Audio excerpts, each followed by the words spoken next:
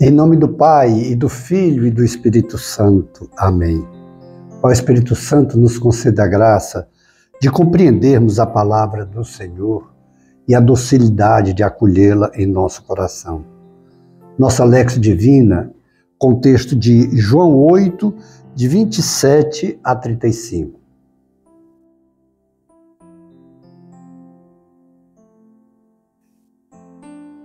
Eles não compreenderam o que Jesus lhes falava do Pai.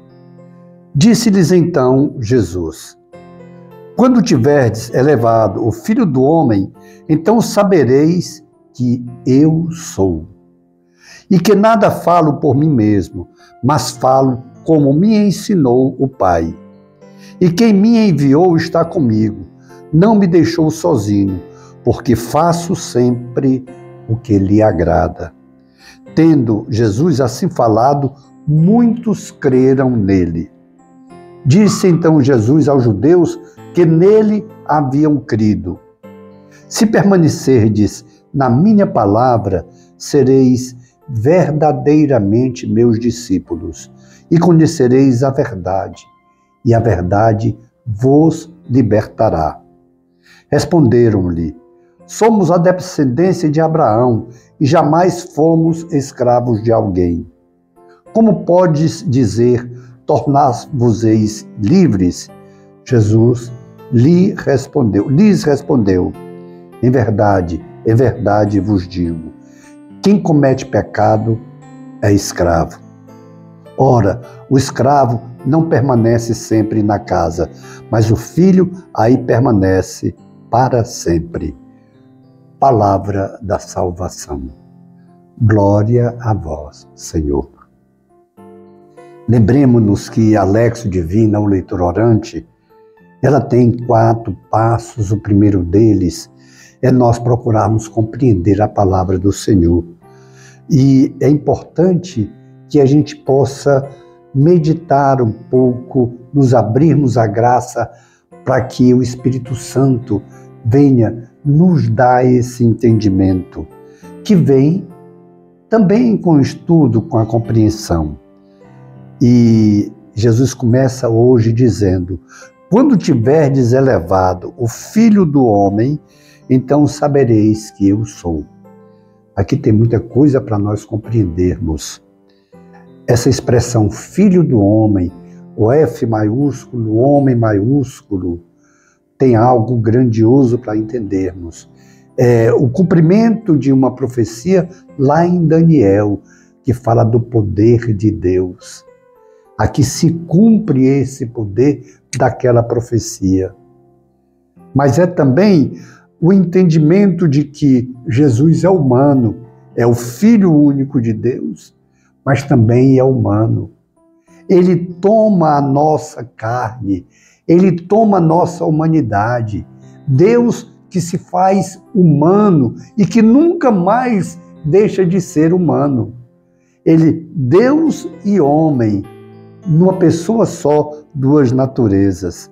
E aqui, a sua humanidade e a expressão que ele diz: quando tiverdes elevado, ou seja, quando Jesus for sacrificado na cruz, e nós fizemos oração há poucos dias aqui, de quando Jesus ele é levado na cruz, ele falando para Nicodemos, assim como Moisés elevou uma haste com uma serpente em formato de cruz, para que as pessoas que olhassem para aquela serpente na haste, elas ficariam curadas. É a cruz de Jesus que vai curar nossas enfermidades eternas, curar o nosso pecado. Por isso que Jesus fala no final da escravidão, porque todo aquele que se deixa contaminar pelo pecado, ele fica escravo do pecado. Ele não tem liberdade. E aqui é justamente esse entendimento que nós precisamos ter. Muitas vezes pensamos que por sermos livres, por termos o livre-arbítrio, a gente tem liberdade de fazer o que quiser.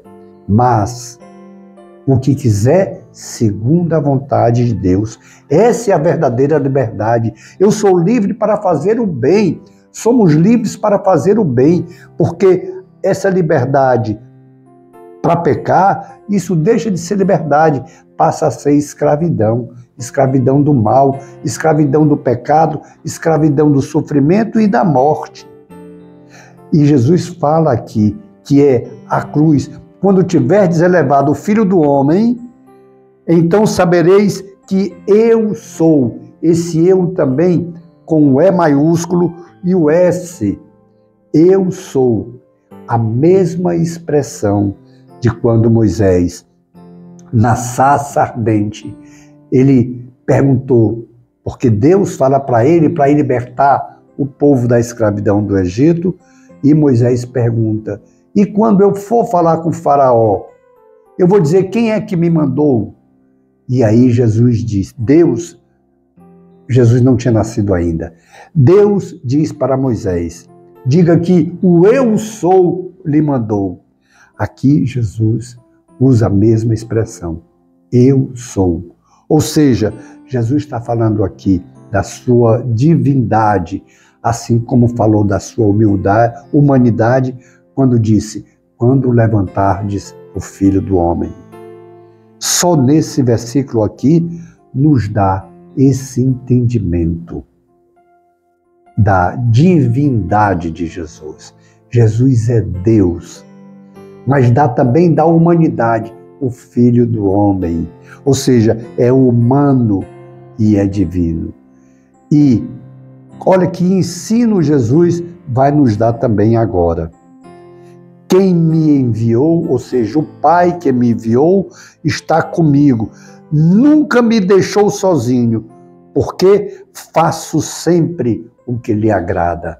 Ou seja, essa unidade do Pai e o Filho, essa unidade na Trindade Santa, pela graça do Espírito Santo, se dá pela submissão, pela obediência de Jesus ao Pai.